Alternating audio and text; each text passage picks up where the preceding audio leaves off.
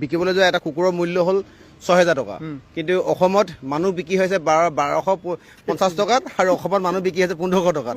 বিকাশ অসম কোন হয় তই? বীৰ লাচিত সেনাৰ কিবা পদবী ল'ব পাৰে, কিন্তু অসমৰ প্ৰতিনিধিত্ব কৰে নেকি আপুনি? নিৰ্বাচিত প্ৰতিনিধি নেকি? কুকুৰৰ লগত যে এই মহিলাসকলক যে ৰিজাইছে ১২০০ টকীয়া ১৫০০ টকীয়া বুলি কৈ কিবা যদি সমালোচনা কৰিবলৈ আছে কৰা, কোনো কথা নহয়, কিন্তু কুকুৰৰ লগত কিয় ৰিজাইছে? আমাৰ এই অসমৰ যি দৰিদ্ৰ শ্ৰেণী আছে, এই দৰিদ্ৰ শ্ৰেণী কিবা এটাতো সুবিধা পাইছে চৰকাৰৰ পৰা, মাহেকত চলিবলৈ কিবা এটা সুবিধা পাইছে। আৰু এইজনে কি বুজি পাব? এইজন হৈছে ঘূৰ দালালি হয়। যি ধৰণে ইহঁতি চান্দা তুলি তুলি খায় নহয়, আৰু এই জুবিন প্ৰেম বহুত দেখায়।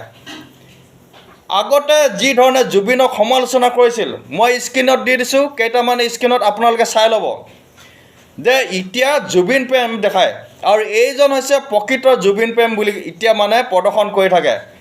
এইজনক চিনাক্ত কৰিবলৈ হৈ গ'ল, কিন্তু ইয়াৰ বিৰুদ্ধে এই মহিলাসকল জাগিবলৈ হৈ গ'ল।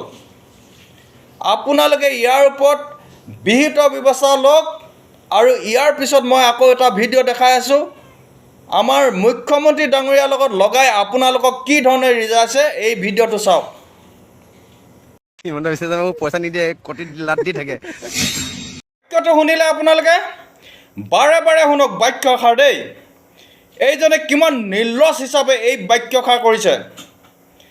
আপোনালোকে ইয়াৰ যোগ্য প্ৰত্যুত্তৰ দিয়ক দেই।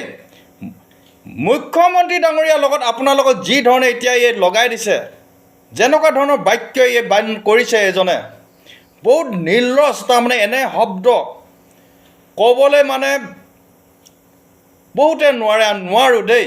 এনে বাক্য, এইজনে কিবা নেতাগিৰি দেখাবলৈ যায়, কিন্তু এনে নেতা যিজনে নেকি নেতাগিৰি দেখাবলৈ যায়, এই নেতাসকল কেনেকুৱা ধৰণৰ নেতা, যি নেকি কেনেকৈ কথা ক'ব লাগে, কেনেকুৱা শিষ্টাচাৰ কিবা দেখিলে নেকি?